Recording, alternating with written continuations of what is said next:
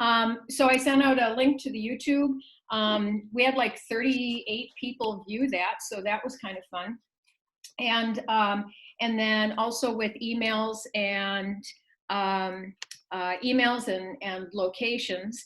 And so if you weren't with us last week, if you would just put in the chat area your name, and much better, Nikki, nourished by the sun. I love it. If you put your name and your email address, then we'll add you to the list. And then the only other thing is you know, I'm not hard pressed to mute people or to mute your videos, but please, if you feel that you need to mute yourself or you want to mute your video, please go ahead and do that, or put a really funky background. So today, as a result of our talk last Friday, as I went through what we discussed and the kinds of things you all were interested in, you know, one of the things that came up was about planning for next year. And then, but another thing that we were talking about was about access and about engagement with families using video conferencing or however it is, you know, that you're doing it. And I know there is interest in looking like beyond the chaos and looking towards next year. But while we're still in May, I thought if we have an opportunity to just talk about kind of how it's going with accessing families. So there's a few parts of that. One is just access to families. And some of this has come up in our conversations last week and this week about, you know, if you're using Zoom or you're using Facebook or something like that, you know, do you have any concerns about losing people, right? I mean, one of the commonalities with ECFE and early childhood is there is a room, there is a place, everybody comes to that place, but once you're virtual, we kind of expect people, like I'm expecting you all to be here on Zoom, but that may not work for everybody. So one is I just wanted to see if you wanted to talk about access.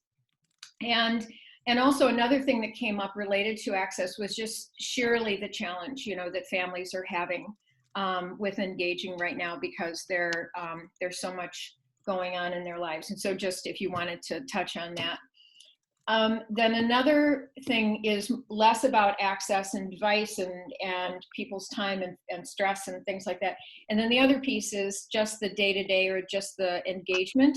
And so because you've been sharing just such tremendous strategies and ideas for, you know, when you have parents together, you know, last week Melissa talked about doing a Facebook Live and having like 1,500 people. And I have to say, Melissa, like that has echoed through the ripples of the world. Like they're going, did you hear that there was a parenting educator who went on Facebook Live and had 1,500 hits? Oh my God. So you have rock star status. And, but just in terms of engagement, and I get flooded with stuff about teaching with technology, but most of it is from the K-12 world, occasionally from the higher ed world. And some of that translates and some of that doesn't. And so so if you want to talk about engagement, I just also want to just share that we can share tips about what seems to really work and kind of helps families engage. And then the last thing is just, and again, this is completely on you if it's a concern or anything you want to talk about, and that's distraction. You know, one of the things that happens with these video conferencing things is, you know, once we're at our homes, there is always that possibility that the dog's going to start barking, or you know, the other 3 kids are going to come in the room, or whatever it is.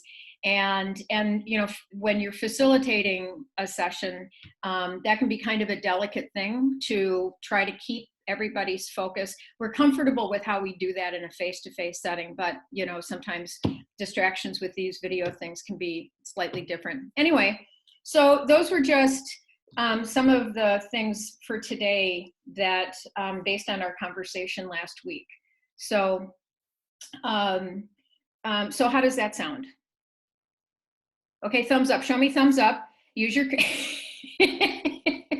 or use your reaction button. Okay, thumbs up on your reactions. There you go. Good. Okay. So the reaction button. Oh, and I should just briefly mention, last week somebody had asked about how to do a poll on Zoom. And if you're not familiar with that, that's not set up like right here. That's set up when you do the Zoom setup at the very bottom of the page when you're setting up your Zoom with your date and all of that. Then you can add your poll and edit the poll and things like that.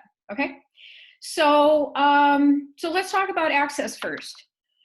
What experiences have you had with families sort of being present, being able to access your regular sessions or whatever your regular sessions are looking like these days?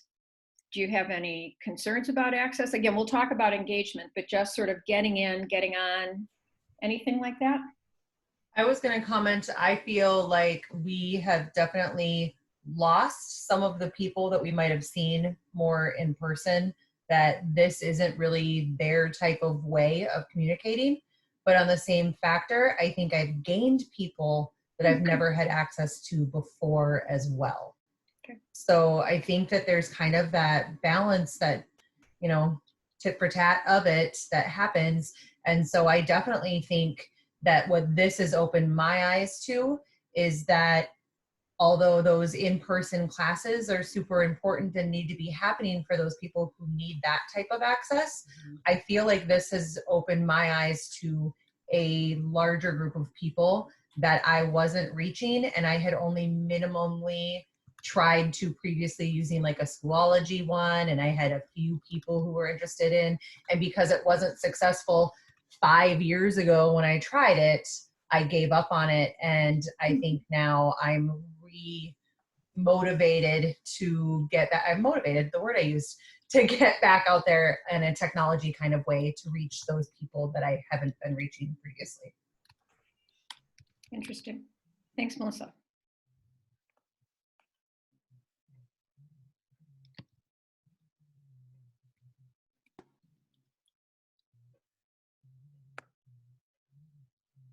I kind of feel the same with Melissa. I kind of feel like we've lost a bunch of people, but gained a couple of new faces.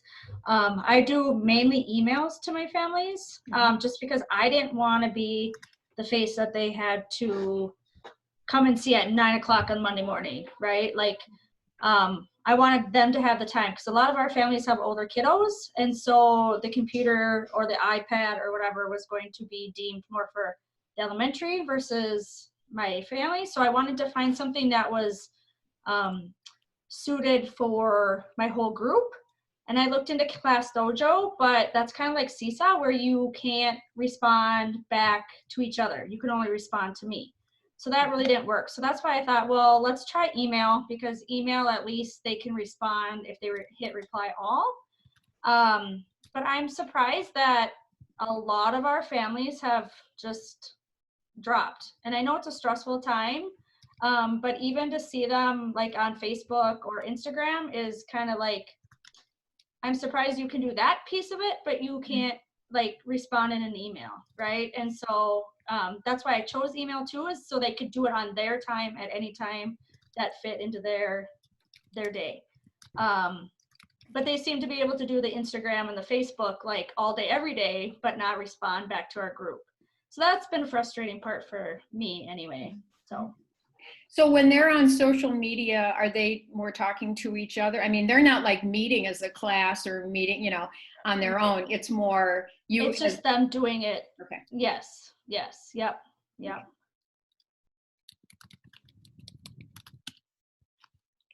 Hello, this is Lucy.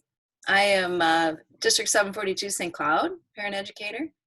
So I was just listening to the last speaker. I'm not sure of your name, who that is. But anyway, we started out in St. Cloud School District with email contact only, and then are planning 2 virtual classes for the end of May. So like that'll be our capstone instead of starting with that.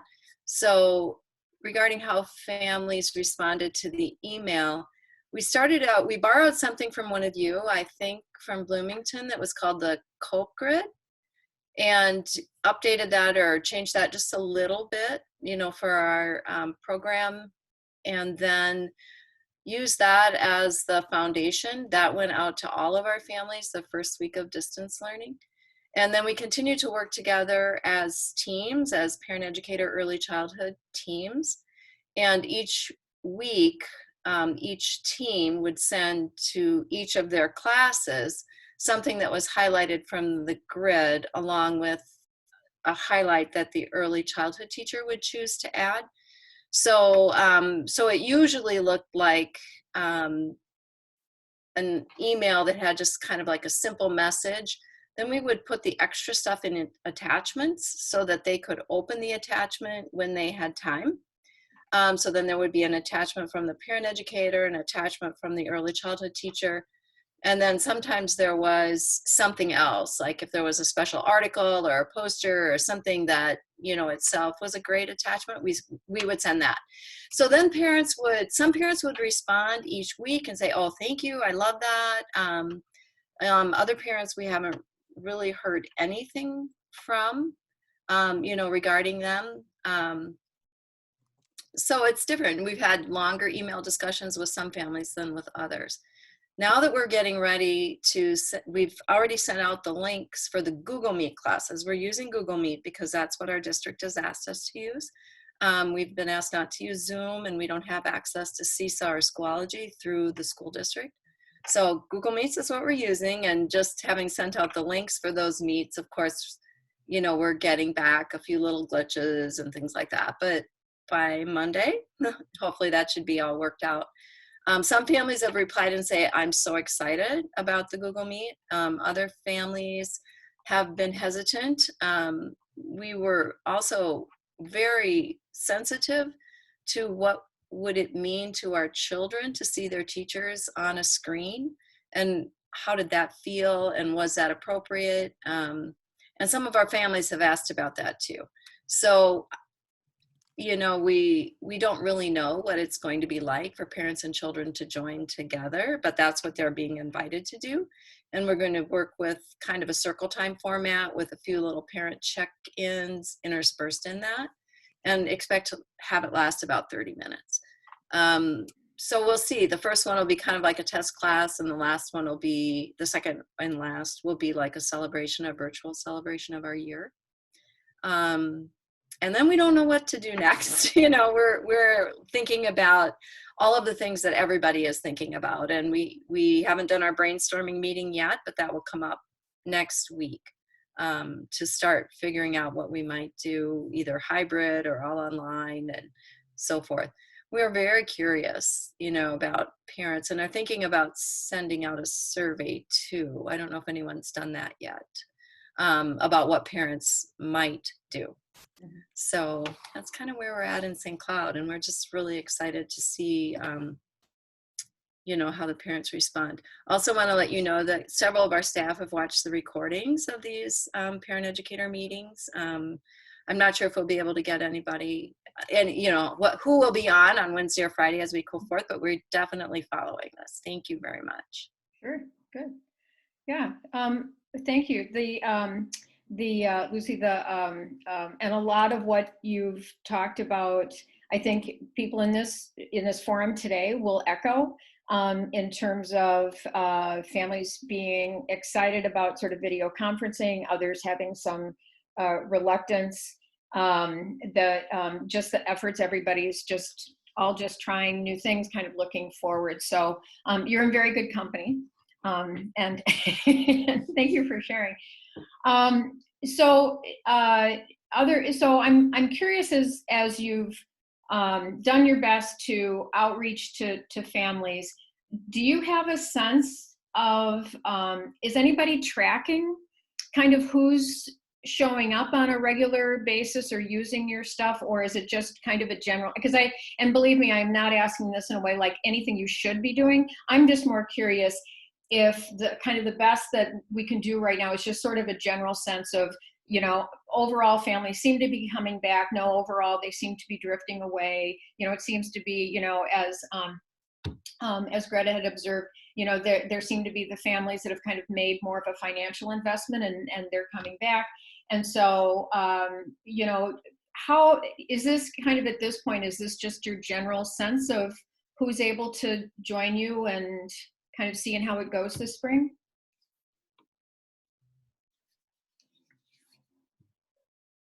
Well, I'm in the Bloomington School District, and we haven't been, the district did not want us to do any kind of Zoom or like Google Meet or any kind of connection that way with families.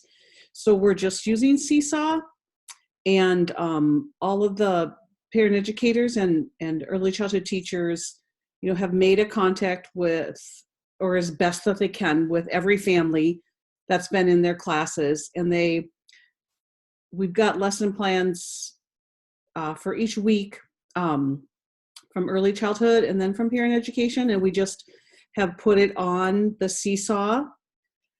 And so we're required to take attendance, so that's been the good, but also a challenge, because not everybody goes on the Seesaw account the day and time of their class. Mhm. So we've had to kind of extend that a little bit, and just kind of watch in case they come later on during the week, and so keeping attendance. We've had, and I'd love to know if other districts are dealing with this, we've had some families that are not comfortable going on Seesaw or making any contact because we're a government program, and so they're afraid to make a contact. And so, you know, the teachers have tried like to email or text, you know, safe way of texting families, and so we've been able to make some contacts. And then the other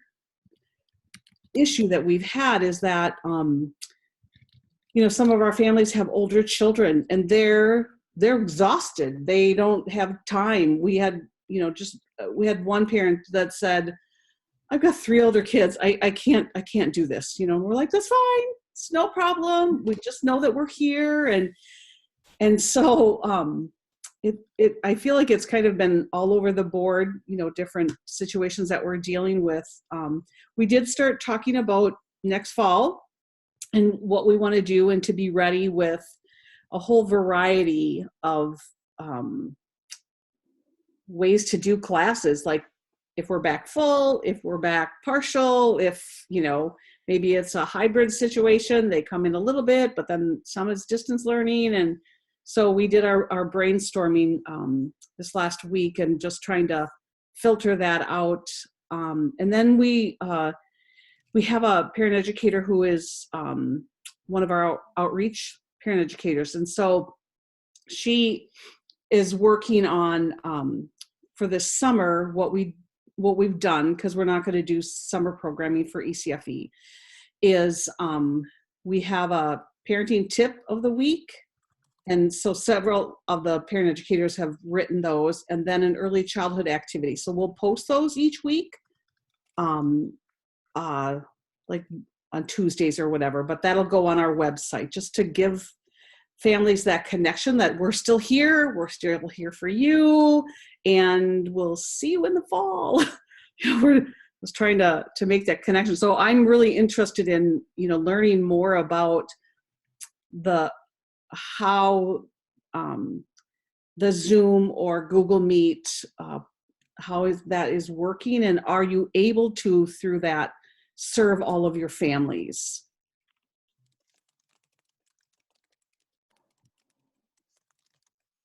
Anyone? Observations about using Zoom or Google Meet or these other video conferencing, and what that means to sort of widespread access to families? And again, there's that idea of the families who are, because I think that that's honestly something that we're all kind of grappling with at this point, is how much of what we're seeing is just the family situation, like our own everybody's situation of, you know, they just wouldn't go, or how much of it is the type of technology that is being used, or the way that you're using the technology. So if we put sort of the family feeling of overwhelm as a constant for many families, For those of you who are using video conferencing, either Zoom or Google Meet or maybe any other of the other Skype, does that still exist? In response to the question here, what is your experience with engagement or families being able to use it? I had a thought that I just want to share because it has to do with advocacy. I think at the beginning of this, we didn't know per se what to advocate for, but I am feeling like this is 100% about connection and relationships and building community. And my circle times that I partner with our children's teachers, we have, I will say the majority of our kids are in attendance. So maybe 8 to 10, usually all the time. And so those are things that have been going very well.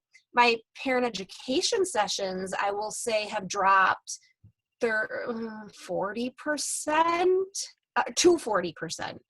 I've got sessions where I'll have 3 participants, 4 participants. I'm hearing much of the same as what other people have already said today about parents who have 4 kids and this is the baby, and they're saying, you know, there's a lot of technology happening in the house. I cannot get on when it's not focused on the parent-child interaction and the child's engagement. They don't have an hour for the parent education discussion. Other families are regulars, and so about 5 of them in one of my classes, they never miss. And so I have played with some of the actual technology pieces. Our district we were told that we were using Google Meet, just like some of you have said, that was the platform because of security issues with Zoom. And we recently, my district had a meeting that was hosted by the superintendent and his assistant that was through Zoom. And I thought that was the platform we weren't allowed to use. And it now says to me, because Zoom has the capacity for the breakout rooms, which we've all felt how strongly that can contribute to the connection, these small group connections. There is no doubt in my mind that I am going to come back if we're online and advocate for Zoom and say the rest of the district, if we're allowed to do this, we are using it with families and just advocate. And so my question, I guess that's why I'm choosing to respond to this, is because I just think many of us were probably told, these are your limitations, this is what you're working within, and we were given these guidelines. And I think now that we've had, our feet are wet, I think we can come back and say, no, this is the way we're advocating, and we would like to please seek approval. And so that's my question is, what are you wanting to seek approval for? And then back to Susan's question. Hey, Nikki, I was going to say, I agree with what you've been saying, and something I'd add about Zoom is that you can do polls and stuff. You can't do that in Google Meet.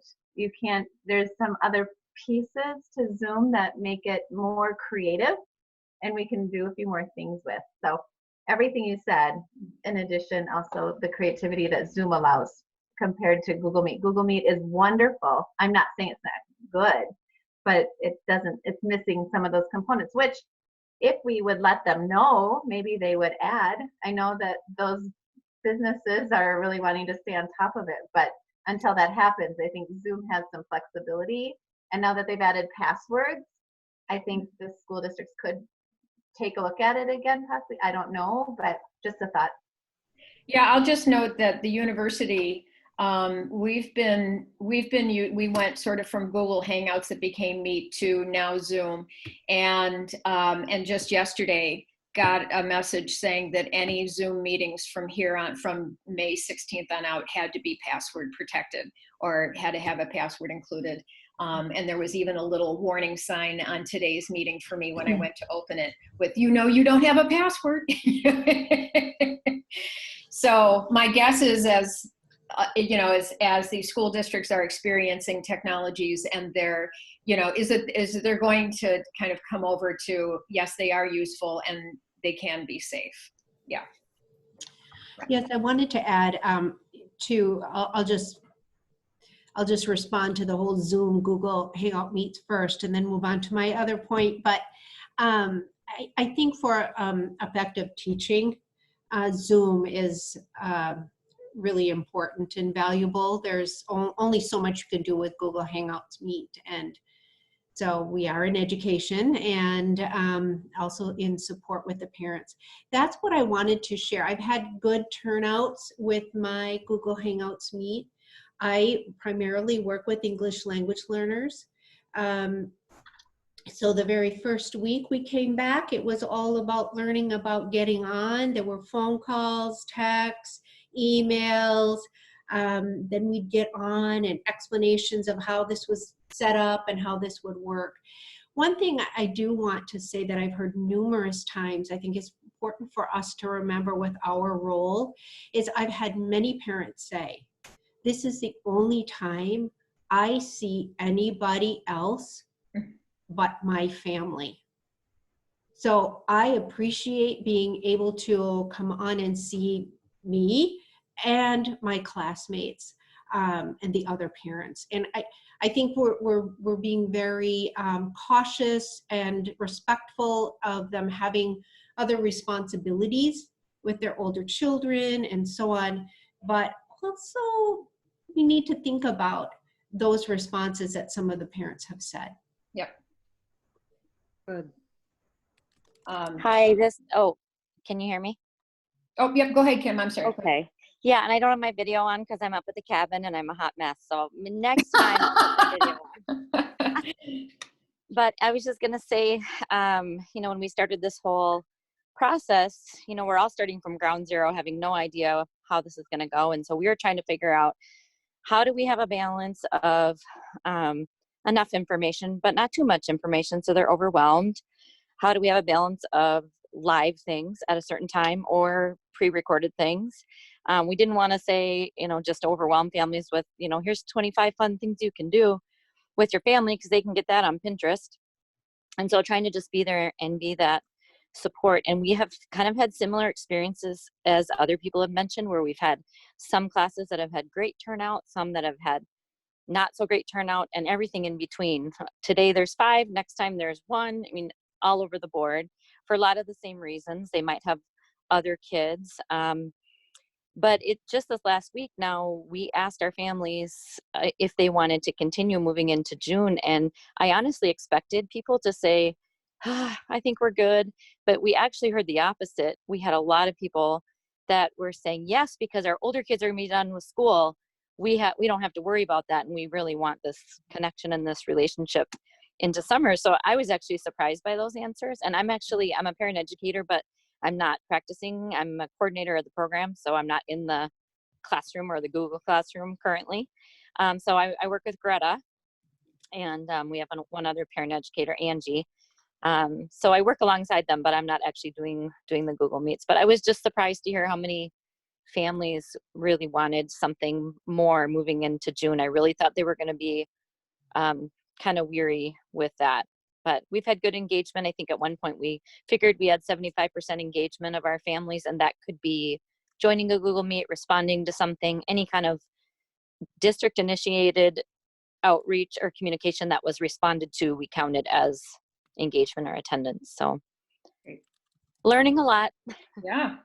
Well, I think that it's such a balance, because you can do everything you can to anticipate people's context and their access and devices. And, there's some funny surveys, sort of like teaching assessment things that are going out there now that really do echo all the things I get from the university about accommodating every learner's needs, right? And really anticipating what is every possible configuration of need you're going to have, and how can I as an instructor meet it. And then worrying about the people who aren't there. And I think sometimes by over worrying, we forget about the real value of the meetings and the classes and kind of what does bring people there. And, we were talking a little bit on Wednesday about, the components of ECFE and of early learning. And, I absolutely believe that one component that we never can ignore is that sense of community, right? and the real value that whatever efforts you're making to keep families together from a community standpoint, you know, and that's not just family to family, that's also you know, because parents will talk very, very clearly about the meaning. I mean, for a lot of parents I've talked to, you know, the parenting educators, the early childhood educators are almost like spiritual leaders to them, right? And just your presence in their life just helps them feel more grounded. And so even if it's sitting there with a baby on their lap and, you know, the toddler coming in and out of the household, to be able to see your face and hear your voice, you know, that alone can be so meaningful to a parent. So what about, so let's see what time I wanted to talk, because you've already talked a little bit about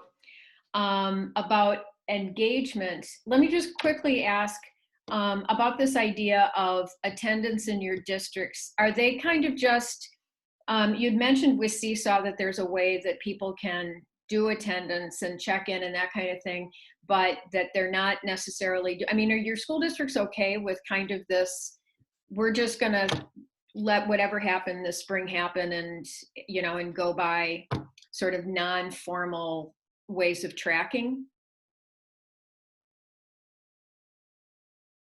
You're getting a sense of that? And then, okay. So the school districts as well are kind of also learning as they go into the fall ways that they'll be able to track attendance and things like that. Because I do wonder if we might, if, you know, with the iterations of the, you know, if we might move towards a more flexible sense of what it means to attend, you know, ECFE. So, so what about engagement?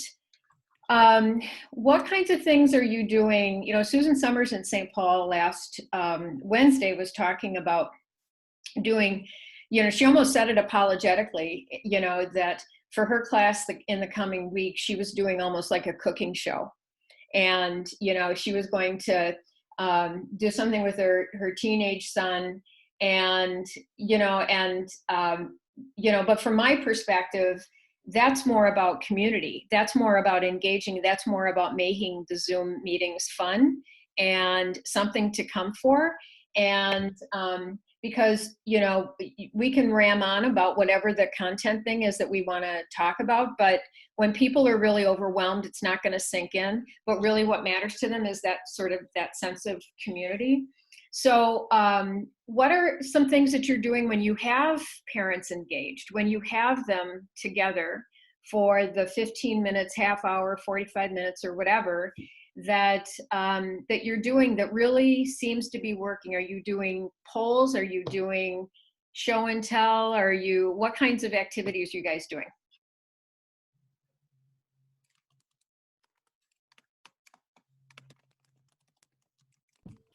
Susan, will you clarify, are you talking Yeah. about for child interaction time or for PE?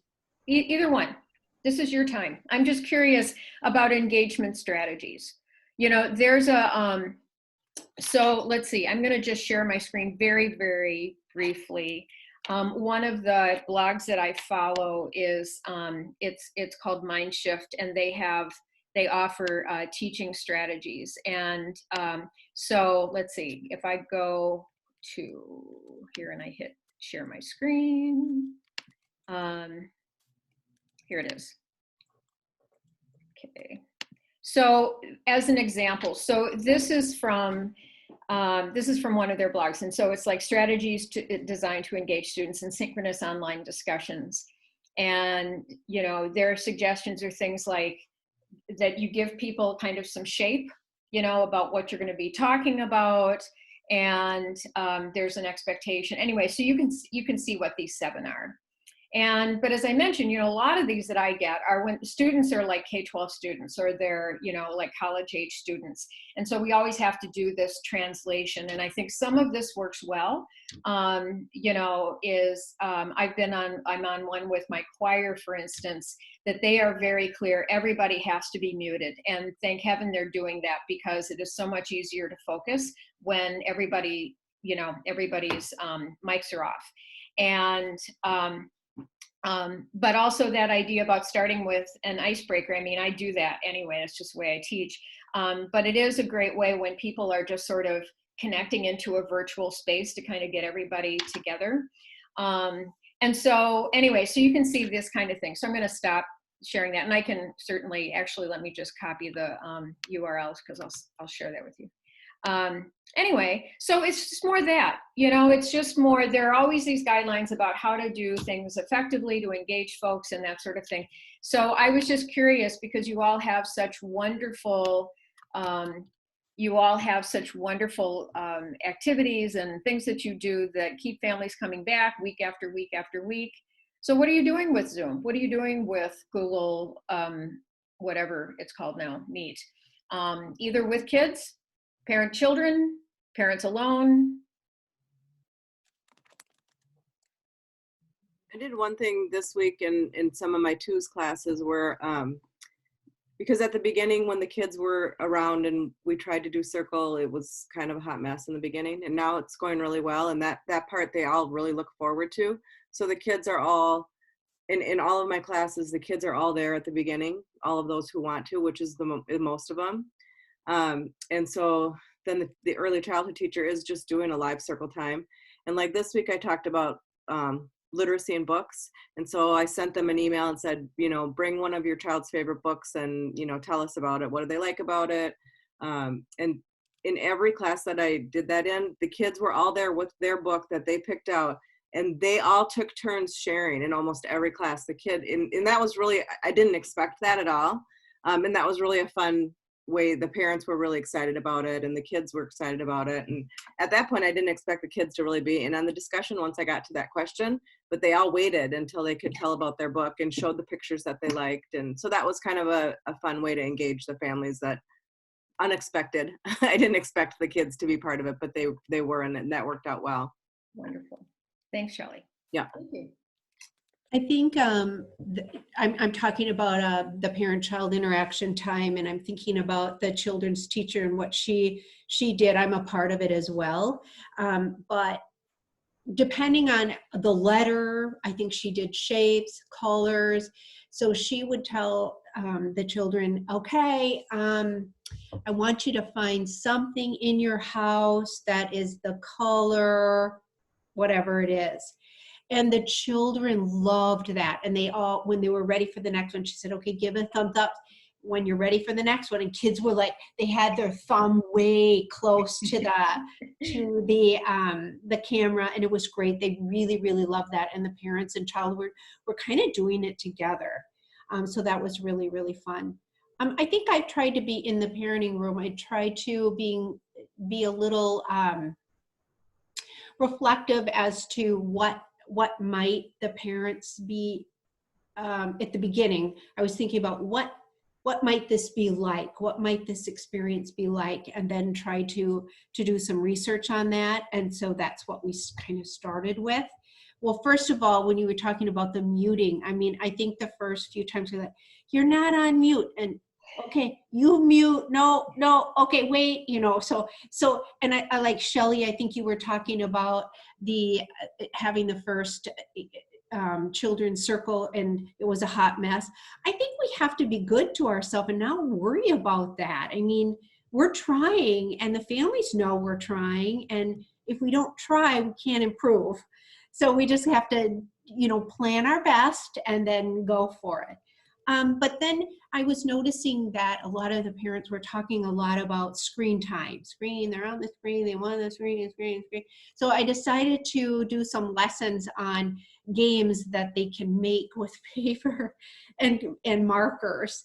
And so we had this demonstration, much like I suppose a cooking demonstration, only I wasn't cooking, but we were making these activities. And what was really, really cool is in the future, I would have kids like just kind of in the background, kind of holding something up, or else they'd be showing me. And it was the activities their parents had made, the mom had made with them.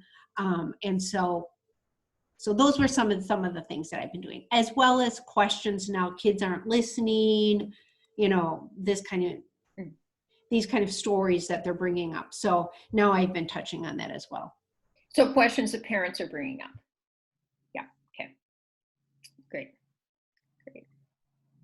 So it sounds, so Michelle, the sort of the theme I'm hearing from all of these things are, I mean, these are really like hands-on activities. The kids are really engaged, and then they're sharing back. And do you get a sense that when they're sharing, like they're feeling that sense of connection to like other people or other kids, or is this like, because I Yes. think that's a question all of us have, is like how young children are engaging with this video technology. Yes. So if you're speaking about the young children, were you talking to me? I mean, Yeah. okay. Sorry. I think for the young children, yes, because everybody gets to show what they're bringing and everybody's excited to see what the other person brought. And they all know each other from the school year. So they're so happy to see each other. And then sometimes we as staff are bringing something too that we find. And so, yeah, it's a real connecting piece, as well as in the parenting, and a lot of connection, I think, taking place. We're not just separate. Great. Great. Thanks. Thank you. Others of you? Do you do Susan, I icebreakers? was something I was thinking about is those that had a previous relationship, I found that they really did like to talk more than, and I wanted them to do that because they already had that relationship. And this is where they were going to connect, especially my young babies classes. They just kind of wanted to hear what was going on from each other so much. So that I found, I grew into understanding that after the weeks went on. So like week 2 and week 3, I started just saying, hey, talk, you know, just giving a prompting question, and then they would just go. But those classes that didn't have relationships, that was trickier. To like just post something and expect this conversation to come from it. So I don't know, that's something to work with and learn from. And I don't know, recognize dynamics, group dynamics are going to be different between different groups. Mm-hmm. But I think because of this online thing, they do, and we can't break up into small groups. I need them to talk to, I don't know. Anyway, You can. it's a hot mess kind of. So. Oh, Greta, you can. In Zoom, you can do small groups. Oh, that's what that would be a lovely thing. I really like that. Okay. Yeah, you can either pre-assign them, although I've never had good experience with that, or you can just do it, you know, like there's what 20 of us, like I could do 5 groups of 4 people, you know, and it would be bring them out and then coming back again. So. And Yeah. how does that work? Do you just say go into small groups, or do you have them set up and they choose to jump into a group? Does that make sense?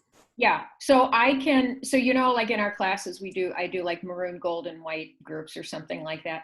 So I can, once I have everybody there, I can manually put people, I can say I want 3 groups, and then I'll manually pull names over into each one of the groups. I can also do it randomly. So I will show you and do it right now. So I'm just gonna randomly put you into breakout groups. Okay, so there'll be, here we go, 5 groups, and I'm gonna do this automatically, 4 per group. And when you get the thing, just say accept. So, okay.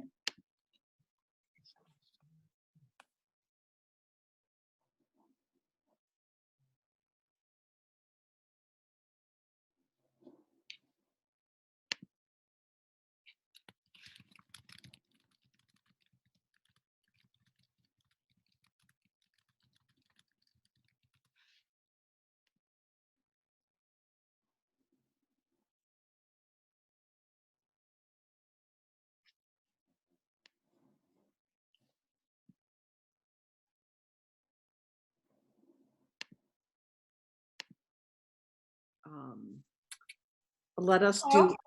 Hi. Oh, hi there.